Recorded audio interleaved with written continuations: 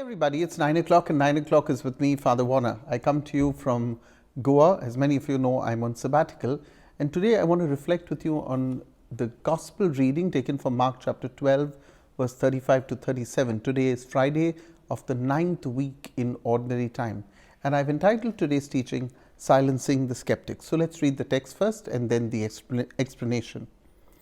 While Jesus was teaching in the temple, he said, "How can the scribes say that the Messiah is the son of David?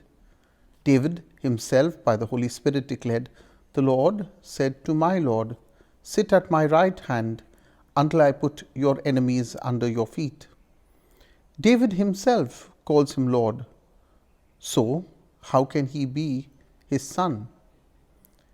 And the large crowd was listening to him with delight. Now, as I've been saying, the texts of this week have been situated in what would be the Holy Week, and Jesus is in the temple. We have seen about 4 groups of religious leaders have attacked him in order to discredit him, if not to bring him into direct confrontation with the Romans. Wave after wave of attacks have been dealt with by Jesus, leaving, as we know, the religious authorities of that time red-faced. Now that Jesus has silenced the crowd, he chooses not to be silent. At the end of the Holy Week, they may finally arrest Jesus, but they will not succeed in arresting the fact of who he is, the Messiah. Now, what is at the heart of this text? In word and deed, Jesus revealed himself to be the Messiah, yet that acceptance has been hard to come by, especially for the religious leaders of that time. The crowds, on the other hand, have been following the Lord in faith, acclaiming him to be the Messiah, a fact seen in the triumphant entry of Jesus into Jerusalem, and we saw that in Mark chapter 11. To those who refuse to accept Jesus as the Messiah, Jesus chooses to confront them. These skeptics may not finally accept the Lord, but Jesus decides that it is time to challenge their thinking of him. When you read the Gospel of Matthew chapter 22, verse 42, Jesus asks the Pharisees, what do they think of the Messiah? Whose son is he? They reply that the Messiah would be the son of David. Now, since they readily admit that the Messiah would be the son of David, as revealed in the scriptures, Jesus goes to the scriptures that they are referring to in order to prove a point. And which text are we looking at? We're looking at Psalm 110, verse 1. Jesus asks the scribes to revisit the text on David, who, prompted by the Holy Spirit, declared that my Lord being Yahweh, said to my Lord being Adonai. So Yahweh said to Adonai, "Sit at my right hand until I put your enemies under your feet."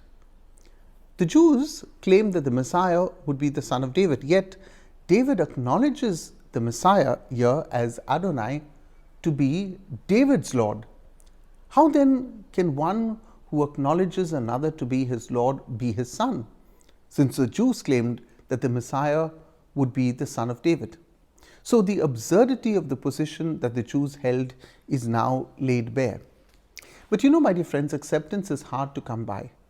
The scriptures takes the silence of the Jewish authorities for granted and chooses not to give their silence even a mention.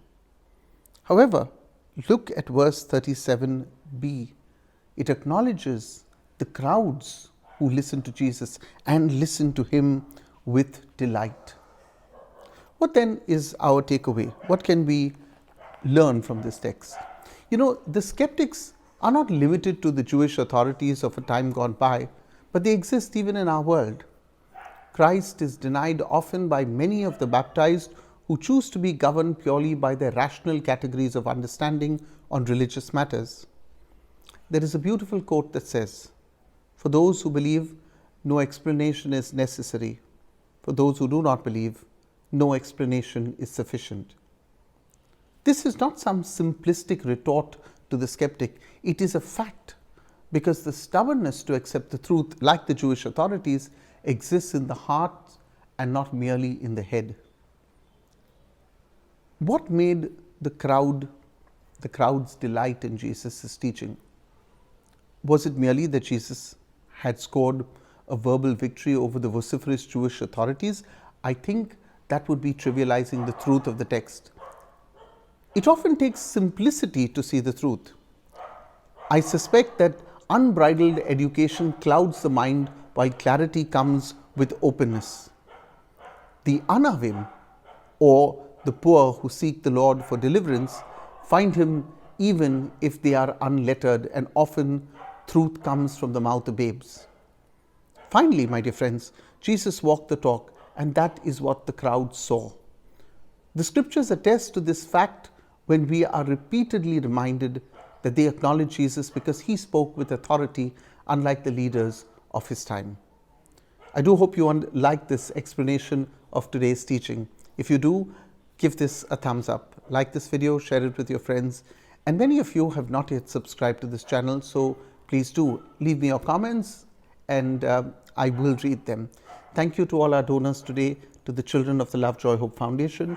In case you'd like to offer a meal, either breakfast, lunch or dinner, do send me a message. My number appears on the screen.